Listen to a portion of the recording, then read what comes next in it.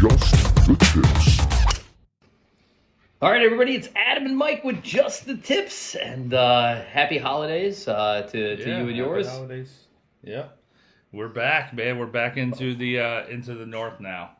Yeah. So after 7 full days of 48 plus, I don't think we had any days that were sub 48, but we definitely didn't have any snow like they had up here in the Northeast on our Strantzgiving road trip. Yeah, we had everybody down there was kind of thinking that we brought the cold weather, but it wasn't too bad, and actually ended up having like 2 pretty nice days, to be honest. They were struggling back home. Yeah, just as it should, though. Our last day down there was the nicest. It was 64 and sunny with a light breeze, and you get the text. Light breeze. It was breezy at Bulls Bay, but like I said, but again, nothing like we have here back home. I came back thanks to Jamie and Maddie for shoveling. To the guys all up through the area. Sorry about sending those pictures of beautiful green grass, white sand dunes, and blue skies. Not fair. Yeah. It was a pretty epic trip, dude. And I don't want to say once in a lifetime because we got to do it again. But it was pretty epic. We had a great time. It's nice to be back though, sleeping in your own bed. Yeah. Although the Best Western is the highest bed of all time. I needed like a step stool to get into that bed. It was crazy, Yeah, it's a good thing you weren't drinking that night. Yeah, no kidding. Yep. But shout out to first off to our sponsors again, doing a nice job wrapping up. It was great last week. We got a chance to give away our 12 Days of Christmas prizes. Prizes. So special thanks to Tot Hill Farms, True Blue, and Caledonia, all helping us out, getting us the opportunity to give those giveaways, and then inviting us down to play too. So that was pretty good. Yeah, we had, everybody was so great to us. Oof. We made some really great relationships. I was grabbing my bag tags. Caledonia, True Blue. They're like 2.5 pound plates, man. You're going to bring those in. Next time you have a PR, you just hang those on the end of the bar. Yeah, exactly, man. So, no, we made some great relationships with all the courses that we played. Tobacco Road was absolutely amazing. Everybody there, everybody at True Blue, Caledonia, Ocean Course, Bulls Bay, Royal New Kent, everybody was absolutely amazing. And guys, listen, we're going to have this content coming out soon, probably start of the year. I would say start of the year.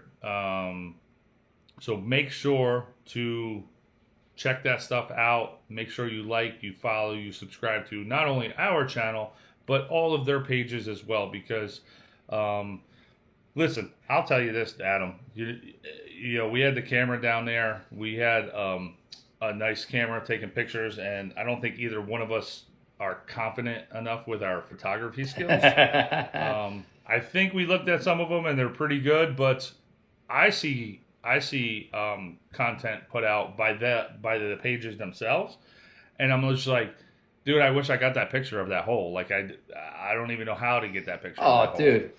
No, the difference between a professional photographer with professional equipment. I mean, we got some pretty good equipment. So I think you and I were saying too, we'll just take a lot of pictures, and just by default, some of them will be good. Yeah. So, but listen, I check out the pages every single day, and I mean the photos of Tobacco Road, the photos of Tot Hill Farm and Caledonia True Blue. These guys all do such a great job. Oh, yeah. And make sure you follow their pages because it'll make you want to go play there. Yeah. And just a heads up, I just noticed Tot Hill Farms just put in a TikTok account, different content than their Instagram account. So, like I said, it's relatively new. It's probably only a few weeks old. So check out Tot Hill Farms when you get a chance. Yeah. But you said that Just the Tips was on there quite a bit. Yeah. Yep. They used our content. So again, you and I always have a pre-conference about what this thing should be about. And then I feel like the minute we get on here, we go completely off the rails. I mean, I could sit. I'd love to talk about some of our new contacts. So we won't really spoil the courses and stuff like that. But the people we met along these trips, the relationships we're forming, and the friends that we have in and around the golf community is getting very, very special. Yeah, I think this trip was really eye-opening for me, and we've had this conversation off camera about like what this channel is going to be. I really think the relationships that we forged here on this trip, and just the different level that we did with not only just playing golf, but Strantz, so and so that I'm not going to say names yet, but okay, it really just dives into like something deeper than just hitting a little white ball and getting it in the hole. So I thought when we started the channel, that we would get partnerships and sponsorships. In the back of my head it would be like Titleist or Callaway, or some minor manufacturers of ancillary golf products. That really hasn't happened for us, but something better's happened that we weren't even anticipating, and that's really getting the chance to be part of the this very tight knit, this very deeply entrenched golf community of designers, architects, and owners. And again, not that Titleist and Callaway aren't important to the industry, but when you get a chance to sit down with somebody who owns a golf course, and the reason they own it is because they love the designer, they love the course, their passion is about golf and about this, and they're trying to be a like a curator or a steward of this property. That stuff's really, really special. And then the folks that built and designed it, and the history around it, and the how to, dude. Like I said, these relationships I'm coveting. Just to kind of have that, I don't want to say behind the scenes, but like the first-hand story. You know what I mean? Yeah. Like that first-hand story of like, well, we had this, and it's just absolutely amazing to have these conversations with people who were there. You know what I mean? Yeah. And it's just, it was an awesome trip. But that is for another podcast. That is for when the content is coming out. I'm still uploading all of the stuff. I got the computer in the living room running. I got the laptop running, uploading as much as we can because we got so much content. So, but it was a lot of fun. We said enough to carry us all the way through the winter. I mean, Yeah, it's gotta be. I'm excited. I'm excited for it. I don't even care about how far it carries us. I'm just excited to go through all of it and have those memories of this epic trip. Yep. So let's just say we played. We played Royal New Kent. We played Tobacco Road, True Blue, Ocean Course, Bulls Bay, Caledonia, Bulls Bay. Yep. Yep. So 7 courses in 7 days. 6 3 of states. Five of the 7 East Coast Strantz designs.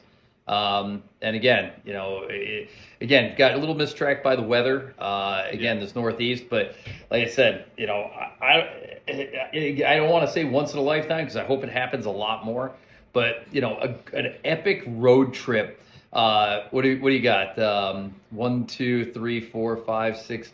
You got 7 states. We played in 3 of them over 7 days, 7 championship courses. We estimated at roughly $1 million worth of golf we played. I lost $1 million of golf balls. you know it's bad at Royal New Kent when you're like, I see some good balls over there in the bushes. Let's go grab those because, man. Go through the prickers. But no, so let's, like I said, we're going to save the trip for another podcast because I think we really need to sit down and kind of organize how we're going to talk about it. But I want to talk about playing 7 courses in 7 days, and aside from 2 of them, we had a pretty good pace of play out there. Like everything was we had, not that the other two were not enjoyable, but it was slow, and we are always a twosome. But we understand that because we're filming, so it's not like we're pressing on anyone ahead of us. But 5 of the rounds, the pace was amazing. Yep. Right? And we're talking about legit golf courses. We're not talking about your little hometown dinky course. We're talking about the Ocean Course at Kiowa. We're talking about Tobacco Road and Royal New Kent. Like these True Blue, dude. Like we're talking legit courses, and the only 2 that we did, I don't even remember checking the time. I mean, it was a 5-hour round at True Blue, but that's because they had an event there, right? And Caledonia was super packed. And I don't even know if that was a 5-hour round, to be honest. And we stopped and did an interview in the middle of it. So I always say that when you and I play as a twosome and we're filming, we're playing to the speed of a slow threesome or a fast foursome. That's why they give us, they block out that space. But with the exception of 2 courses, the vast majority of the time, including the Ocean Course at Kiowa, I felt like we were the only people on the golf courses. There was stack to stack tee times, but we were the guys in front of us got out a little bit. The guys behind us never pressed us. It felt like we were floating through the courses that were all by ourselves, with the exception of 2. And we would say those 2 courses are kind of in the epicenter of the golf world, and their tee times were booked out. And things were pushed back because of a frost delay. So that stuff. But I mean, they did that at Tobacco Road, and we still wouldn't have to hustle, but we still finished in like a 4:20. Yeah. You know what I mean? Like, so when we played True Blue in Caledonia, the one thing that strikes me out there is, one, like I said, they're in the heart, the epicenter of the golf universe. So you can't get any more densely packed than that. Plus, their weather's still running good. Plus, they're running some absolutely spectacular, late fall specials. But what I didn't realize is that not only do you have the public play, but you have a significant amount of member play at both of those courses too. I mean, they're fortunate that way. We talked to a couple of the members, which was a really cool conversation. These guys were awesome guys. They were pretty funny when we were talking to them a little bit, but I mean, tons of member play as well. Yeah. So, when we're playing Tobacco Road, and I don't think there's any members there. It's destination golf. People come from all over the world to get 18 in on this place, and they book it out, months or, even a year in advance. And then they get there, and we noticed, right away, not everybody's the strongest golfer for such a incredible course. They want to see it. Right. But even then, like I said, they hustled around the course. They moved their butts. The fastest though was Bulls Bay, and again, you got private membership, impossible to get on. There's no public play there whatsoever. You got to be like one of the top golf influencers in South Carolina on that day. But we get out there, and Mike and I are playing our normal, fast threesome or slow threesome, fast foursome pace, and these guys are bearing down on us. Mike starts getting all pissed off. I'm like, let's let him play. I wasn't mad. It was definitely messing with my game a little bit, just because you were playing really well, and then these guys started pressing us. But they were a foursome, and some of them were walking. I know, man, and they were on us. I'm like, I turned around on 11, and I was like, all right, we got a little space. They're on the tee. We're on 12T, and I mean, I go and hit my chip, and they're coming over to the tee. I'm like, what is going on? But, I also, when I go to play places like that, I want to be on my best behavior and not give them any reason to be like, you guys are not allowed here again, like anything like that. So, I always try to, keep up ahead of those guys. But who's faster, the walking members at Bulls Bay or the women at the members of Albany Country Club? Both, I don't know. Both the fastest people in the world, man. Those ladies were serious, man. Serious. That was awesome. But no, so it's something that I want to talk about, because when you're playing your home course and you play it all the time, you play it 4 or 5 days a week, there is zero reason you should be doing anything over a 415, 420. Foursome, 18 holes. There's zero reason for it. Walking or riding. Walking, riding. Dude, I mean, especially if you're riding and it's not cart path only. So there's another thing with Caledonia True Blue. They have a few cart path only holes, so it could slow it up a little bit, right? We were still doing sub 430 on packed courses, dude. Packed courses. So let's talk about the things that slow golf courses down outside of slow play, just general, not knowing how to get your stuff together. So, number one is a new course. I mean, we only played two brand new courses that we never saw before, but that can always be a little bit of a challenge. Championship courses three new courses we never saw. Royal New Kent, Tobacco Road, and Bulls Bay. Oh, Bulls Bay. Okay. Yeah. So half the courses you didn't really see played... Ocean Course the first time since you couldn't see more than 20 feet in front of you. Yeah. Also true. So whether a new course where you're not sure where to hit the ball, you got to kind of look at it. You're really good in the cart using the GPS when it's available to figure out, if I hit my drive this far, that's where it's going to go. So those two things can slow a round down, right? Unique holes like number 11 at Tobacco Road. It's such an incredible hole.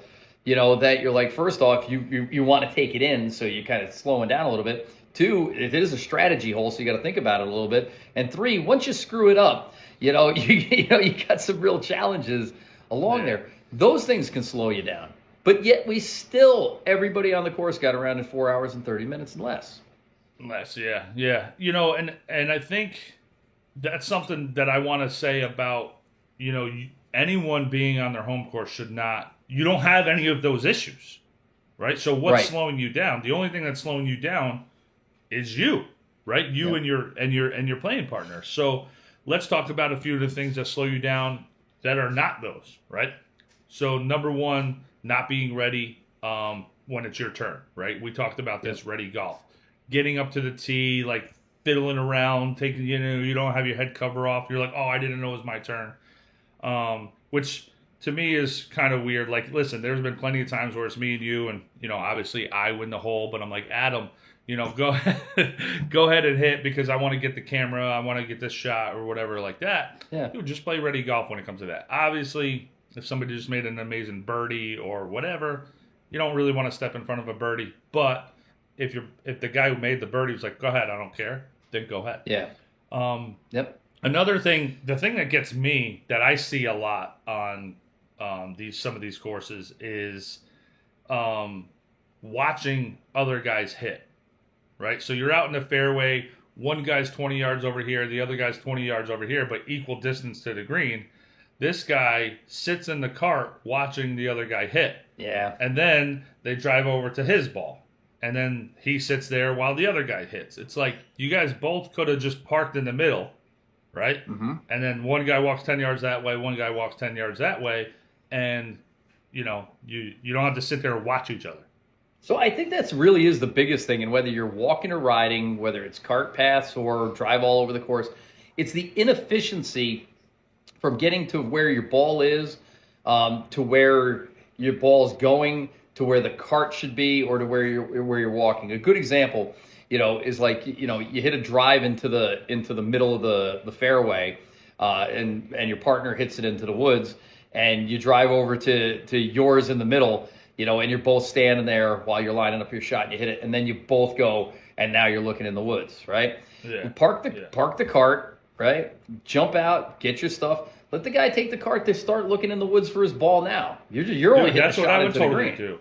That's what I would totally do. So when you hit one into the woods and I'm in the middle of the fairway, I would leave the cart with you, right? I'm like, hey, I think you kind of like, and I'm the driver.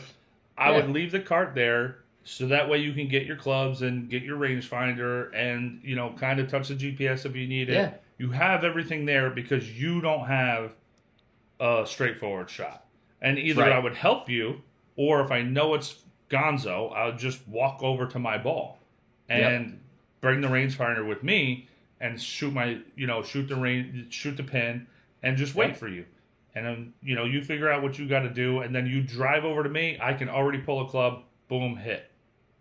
So then the second one is, and we see this a lot, and it happens in amateur golf all the time. We're not professionals, but you come up short of the green, or you're wildly left, or you're wildly right. You're not within 5-yard chipping distance. You still got a 20-yard shot. You still got a 50-yard shot to get onto the green, right? But you're looking, and where the green complex sets up and where the next tee is, a lot of times people will give themselves this zigzag path. So their ball is front right. The next tee is straight behind the green but deep. You park the cart pin high left, right? And now all of a sudden you're making this zigzag all over the place, and you're back and forth to the cart, and you don't have this stuff. So again, dropping some, you drop your person off in front of at their ball. They get their equipment, and then you drive all the way around the back of the green. Your equipment. Yeah. Get all of your equipment. So grab your 2 wedges and your putter, right? Yep. Like don't just grab your wedge, because then then your partner's just brought your putter all the way around the back. Now you gotta then when you chunk it, now you gotta go get another wedge, and then you gotta go get your putter. It's like, bring all your equipment. Listen, and this is, I think, my biggest thing is lazy people on a golf course playing a sport.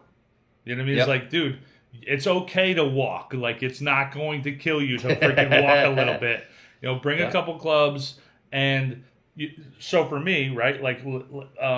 We'll take number 9 at Bulls Bay. I don't spit out your coffee there. No, one of the most entertaining holes I've ever watched you play. Absolutely. So I hit my tee shot, or my second shot, and it was short, and it rolled back a little bit. And so I grabbed a couple clubs and my putter, and you took the cart all the way around. So then I'm there hitting my shots, and then when it's my turn, when I'm on the green, then I can just take all my stuff and bring it with me. And it's okay. Like, I walked from from where I was hitting my second shot from, we'll call it 140, right? Yeah. I walked all the way to the green with that. Yep. And it's okay. It's okay. You don't have to be in the cart. You don't have to be sitting there getting your money's worth sitting in the cart. You know what I mean? I don't know. Maybe that's the thing. Maybe it's I need to get my money's worth in this thing. I don't know what it is. Maybe. But, that's something that I see is guys are in the cart a ton. So the other thing, too, is where you park the cart next to the green should be kind of where you're going to exit to. You kind of take a look, and again, I'm not taking hours to kind of go, oh, what's the direct shortest way? But when you approach a green complex, you can kind of get a feel for, there's the pin, there's my partner, there's my ball, there's the next tee. If I park the cart here, we're all going to have to walk there, walk all the way back, and then drive all the way over. Or if I drive the cart all the way over, my partner can hit, I can walk. The other thing, too, is sometimes you can get a better look at that behind the pin putt. So as you're walking up, you take a quick look from behind, you go to the front, you take a look, you put the ball, you walk off the green directly to the cart the way you came, So. And I think one of the bigger things too there, to add in there, is if you park the cart between your current green and the next tee, and you can just leave your clubs on your way to the cart. Don't leave them in the opposite direction. I don't know how you want to, if you have a better way to explain that. So first off is I don't like taking a cart. Resort courses, they make you take them. Yeah. Some of these courses just aren't designed for walking. If it's a quarter mile through a neighborhood to the next hole. This cart that we're talking about can also be your push cart, by the way. Right.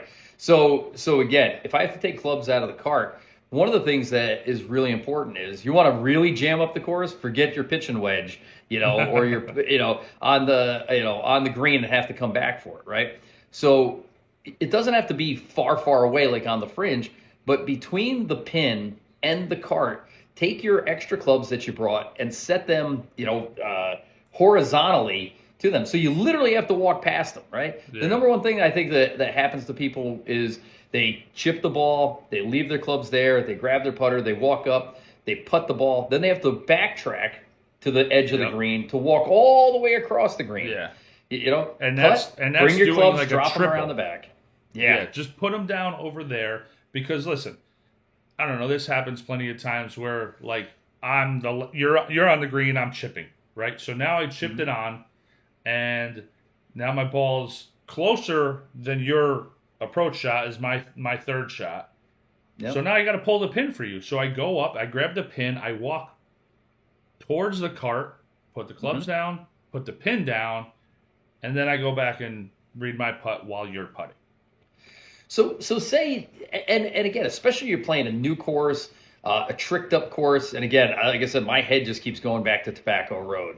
You know, it's so unique, it's so interesting, and you're not 100% sure what's happening. You're driving through bunkers, you're driving up over hills and blind shots like that. So when you don't put yourself in the ideal situation, take your time, hit your shot, but then freaking hustle up off the green. You know, what drives me crazy, you're on a par 3, you're standing on the pin, you get up there, they're just pulling away, so you know you got to wait, and you're watching everything that these people do, and then they screw it up. They put the cart in the wrong spot, or they hit it in a weird spot, and they can't get to it easily, and it's taking extra time. But then they lollygag the hell off the green. I go, are you kidding me? You know, like, come on, like, dude. Don't that's run. One of my things. That's one of my things is like they'll sit there and do all the post-hole things right there. Yeah. Right? Yep. Now, like you were saying, if that cart was on the other side of the green between this green and the next tee, you're not in the way. But if you were in the front of the green and you lollygag there, you clean your clubs, you're gonna grab something out of my pocket, write my score down. Yeah, I dropped my lighter, you know, and then you're doing it. You're right in the way. Now, if you were behind the green, going to the next tee, you can do all that stuff. Still, you shouldn't do it. You should do it at the next tee box. But you're not in the way. Get yourself in the right position. And if you're not, right, it happens sometimes. We've seen it. We're like, I almost, you know, that we've had the cart shut off on us and you got to back out because you don't know where to go or this and that. It happens. It completely happens. You don't know which side of the green where the cart path is, or maybe like everybody was short, so you just left the cart short. It's fine, but now hustle and go. You know, don't take your time. Don't take that extra putt because you were like, oh man, I could have made that. You did that. I had to putt that real quick, and we weren't moving that slow. But you're like, they're on the tee. You can't take the extra putt, you know. And I'm like, no, they'll understand. You know, buy them a beer in the clubhouse. Now we can't. On Willie Downs' account. Joe Rice. Yeah. Shout out to Joe Rice, owner of Bulls Bay. Yeah. You know, thanks for one of everything. Thanks for one of everything at the pro shop. Steak sandwich, Bloody Marys, mimosas. Those are like the things that end up. And listen, you know, even we'll just use your extra putt there as an example. Like that takes an extra 30 seconds. Yeah. But you do it on 4 holes. There's 2 minutes. Somebody else does it on another hole. It's not the 30 seconds it takes to putt. It's to walk up, collect your ball, then walk back to the spot. I was on the fringe, drop the ball, line it up, putt it. You know, while the guys are waiting on the tee box is extraordinarily obnoxious. You know? You know, because they want to play, they want to get done. Especially these private courses, dude. They're on a mission. The one guy's like, they're hitting into the par 3. And he's like, what's the distance? He's like, I'm hitting 6-iron. I'll tell you what the distance is in a second. He just jacks the 6-iron up there. And the other guy, he's like, what is it? It's playing like 180 today. And the other 3 guys hit, you know, like, I'm like, they're flying, right? Yeah, man, these guys are not messing around. But again, they're playing a different type of golf, too. It was like they had an afternoon meeting they had to get to, and they were trying to squeeze in 18. There's nothing wrong with that. I'm not saying rush. I'm not saying rush your golf. Right, I think this is one of the biggest misconceptions where people, and we have a couple of videos about this, where people are like, well, I want to enjoy it. It's like, listen, you can enjoy it, but the people behind you also want to enjoy it, and they're not enjoying it waiting every single shot because you wanted to hit another one off the tee because whatever. Like, and I'm not saying rush the golf stuff. It's totally fine for you to stand over your ball, get your yardage, line yourself up, and then do your pre-shot routine. It's not okay to freaking lollygag in between shots or to stand there in your cart while your playing partner's hitting, and then you drive over to your car and he stands there while you're hitting. Like, you can both do this, and that saves. I mean, that would save, I would probably say, at least 2 minutes right there in a fairway. So that's call that 18 holes. Call it 14 holes because of take the par threes out. That's 28 minutes right there that you would save if you didn't stand there while he hits, and you know what I mean? That saves 2 minutes. And Mike, that's the difference between a sub 4:30 and a 5-hour round. Yeah. You know? And you know, the other thing too, but you can tell when you're on a 5-hour round because you're waiting on every shot, right? Every shot. Every shot, you're just waiting for 2 minutes. And, you know, 2 minutes doesn't sound like a lot until you're doing it on every shot. And then every you're shot. like, now take your tee shot and your fairway shot. So take the par fives out and the par threes. So that's 10 holes, right? Mm-hmm. Waiting, that's 20 minutes. Then on the par fives, you're waiting, that's 6 minutes times 4, so that's 24. 24. That's 44 minutes. That's 44. And then on the par threes, you're waiting, that's another 8 minutes. 4 times 2. 8. You're right. 44, 52 minutes. 52 minutes right there that you can save if you just play efficient. I wouldn't even call it ready golf, right? Because I'm not telling you to hit before your playing partner if you're ahead of him. I'm not even saying that, which you should do or can do. I'm saying you don't have to sit there in the cart on your ass while he's hitting. Unless you hit already. Like, don't be there. Or you're 100 yards ahead of him, or you're 100 yards left and right. You know, but generally, like I said, I think, you know, you and I joke, you know, you always drive and I ride, and I'm like, I'm the passenger princess, but I have jobs I have to do in the cart, you know. And even when we get off the green, you know, and if I feel like we're running a little bit behind, and you picked up my putter cover and I have my putter in there, you'll hand me the putter cover in the cart while we're driving, and then I'll put my cover on, and then when we stop on the next tee, I'll put my putter back with the cover on it now and drag it out. Instead of taking the, whatever it is, 45 seconds to stand behind there, put the thing on. It's just a matter of efficiency. That would be 20 seconds max. But if we can shave off 20 seconds of bullshit every hole, what's 20 seconds times 18? I think the other thing that's important to understand too is when you're playing efficient, you know, you're not rushing, but you're playing efficiently. When something does happen, when something does go awry or something special happens, you really don't mind taking a couple of minutes to do it. You know, say like the again, I keep going back to Tobacco Road, but the back tees on 14 are like this iconic space. It takes a couple of, you know, it takes a minute to hike up to the top of this bluff to look down on 13 green, to see the beautiful sign in the background, to overlook 14.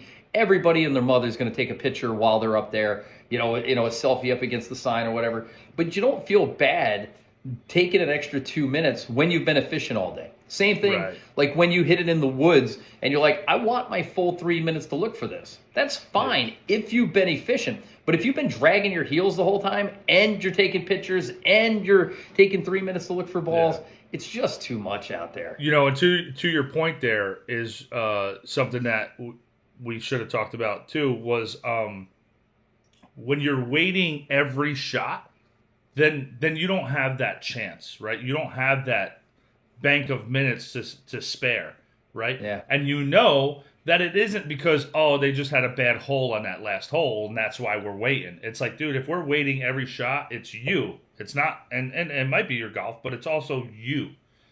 And listen, we played with bad golfers. I've played with bad golfers.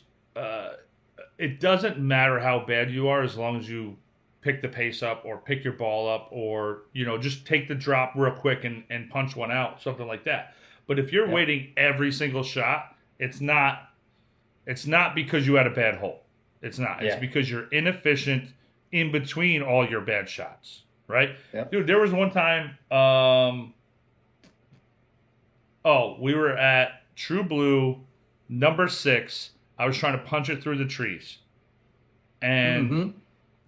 I didn't hit it at all. Hits the tree, drops straight down. But it's 30 yards up from where I was. So you were going to your ball. Assuming you were going to hit a great Zach Radford punch shot. Yeah, which I knew I wasn't, but now I have that same club, but I'm like 140 out. I'm 30 yards closer than what I was going to do. I still hit that same club because whatever. Like, I wasn't going to wait for you to hit, drive back over to me, pull a club, shoot yardages. I just punched it out with like a little punch shot, and I actually got to the green, which was awesome. But It's a nice shot. you know, like it's okay to. I mean, I know it's messing with your golf a little bit, but if people are behind you waiting on you to suck at golf, you're ruining it for them. And we've talked about this. Every group behind you. So listen, I'd like to get your opinion on this because you and I played Tobacco Road 2 days in a row, and the second day we were there, we got a chance to watch a couple of foursomes tee off ahead of us, and like I told you, I was just stunned that people come to this course, they pony up the big dollars to play, and they might not be that good of a golfer. And then there was one guy, we're like, dude, this guy's got like a flannel hoodie on. He's got no golf swing. He's got a set of top flight clubs. Literally, the round of golf cost more than his entire bag of golf clubs. My question for you is should that guy be on that course on a full tee time day? When I worked at Ocean, we ran into that issue quite a bit. Like, some of these guys should not be playing on this course. I think now, obviously, you had caddies that were kind of like your what'd you call it? Like a something ranger. Called it I don't remember. But you called it like we were Space basically Ranger. No, we were also like marshals. You know what I mean? Like, we had to keep up pace of play. And Tobacco Road didn't have that, but I think it would be the responsibility of the playing partners to be like, hey, Timmy, you want to come play Tobacco Road with us? We got an extra spot. But listen, man, you got to keep up pace of play. If you're out of the hole, triple bogey max, like something like that, just pick it up. You know what I mean? Or so that's what I was going to get at was that dude. You and I were, after seeing it off the first tee, we go, oh my god, like what's this dude even doing out here? And again, but it is one of those courses that you need to just go play. Yeah. So, but then we never saw him all day. So compliments to hit either him, where he's like, hey, I'm out here to hit a couple of shots, have fun with my buddies, take in this beautiful area, or kudos to his guys going, all right, buddy, that's enough. Or, hey, come drop up by me, You're not going to let the guy take a 14 on every hole or get stuck in one of those waste bunkers for the rest of his life, Yeah. I mean, it would be funny to just let him do it once. It'd be pretty funny. You're right. Like, this is where you say, hey, listen, come drop up by me. We know you're not like a golfer. We know we understand you want to come out here and enjoy it. And listen, hacking out of the woods is not enjoyable. Hacking out of one of these waste areas 10 times is not enjoyable. Come up here, drop in the fairway, and bump one up there. Yep. Now, the other thing about, again, this was our Strantzgiving. So you can't get away without talking about Strantz and his designs. But I think that is one of the cool things. Like, Tobacco Road was like, it wasn't men's tees and women's tees. Royal New Kent wasn't men's tees and women's tees. It was Royal New Kent 7,400 yards from the tip, 2,400 yards from the front. There's a tee box there for everybody. If you have if you can check your ego at the door and go, my buddies are playing 3 tee boxes back there, but I'm going to play up here because it's going to be fun. That's definitely something that when you go to play a new course or a big boy course or just any of these other types of courses, resort courses even, you know what I mean? Yeah. And you don't know them, check your ego, step it up a little bit, check, if people don't know about slope ratings and things like that, do your homework. Talk to the starter, dude. Talk to the guys in the pro shop. They'll steer you right. Well, the starters are always going to make you move up. They're always going to make you move up because they don't want you out there forever either because they got to go home. But listen, check your ego at the door because I know that when I play a new course, my depth perception is off. Like sometimes I'm like, dude, is that tree reachable? Is that bunker on this side of the fairway? Is it on that side of the fairway? I don't know. Yeah. So it's okay, guys. Like you don't have to be the tough guy and play the tips and shoot 100. Like nobody cares. Like when I caddied, people wanted to play the tips all the time. We were like, no. We would just walk past the back tees. Like we would see the guys. We got our bags. We'd see them on the range. We'd be like, all right, this guy's, he can hit the ball, but he's definitely slicing it. Or this guy isn't very far. Or these guys are out here just to have fun. We'd take the bags. We'd walk straight to the tees that we thought that they should be playing. And they would be like, well, should we play these? And we would just ignore them, and we would just keep walking. So again, to their credit, they hustled them, their buddy along there, and I'm sure they had a great day. I mean, everybody who came off those courses, sat in the back porches and was having a great day. Yeah, so we met some cool guys there.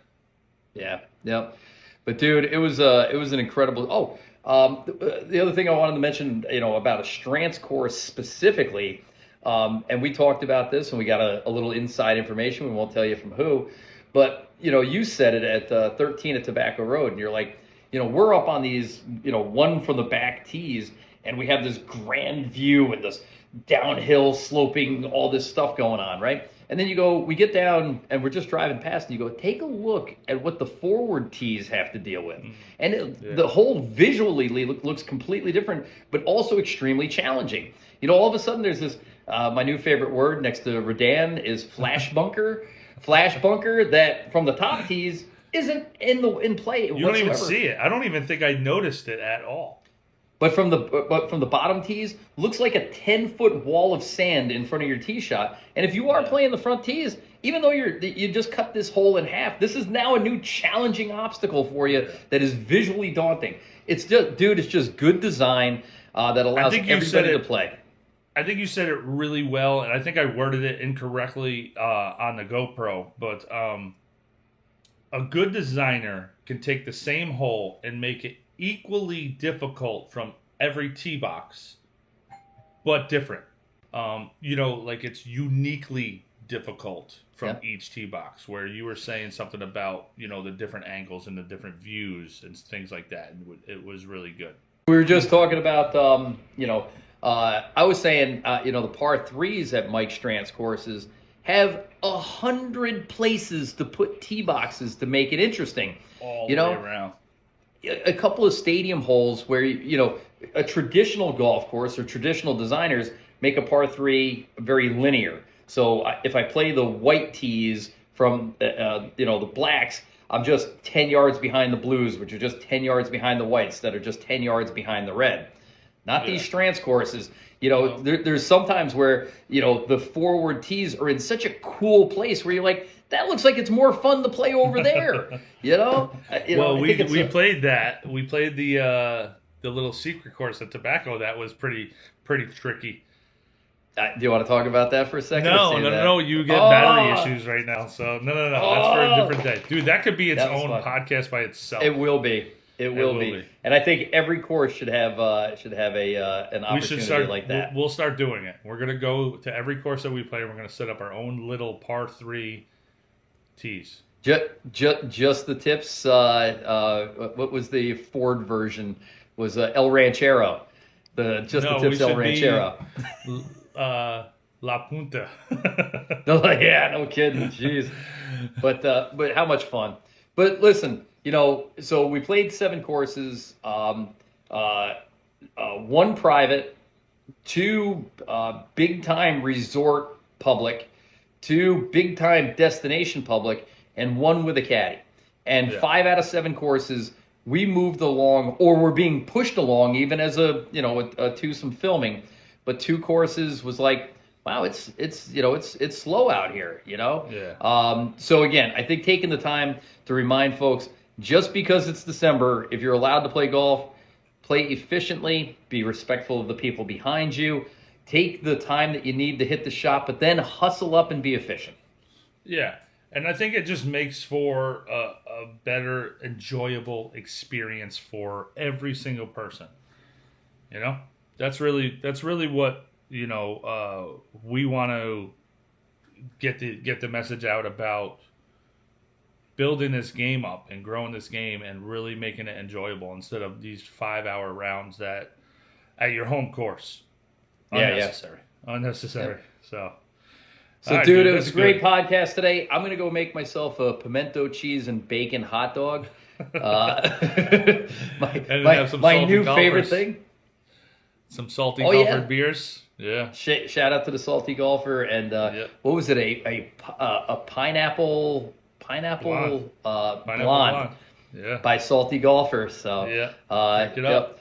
And just shout out to Puddles. Follow Puddles on Puddles Caddy.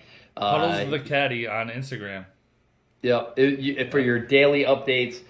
Ken from Custom Wedgewoods was there in spirit with us, but it was fun to talk with him every day while he was shoveling. We were showing him some cool stuff he could build.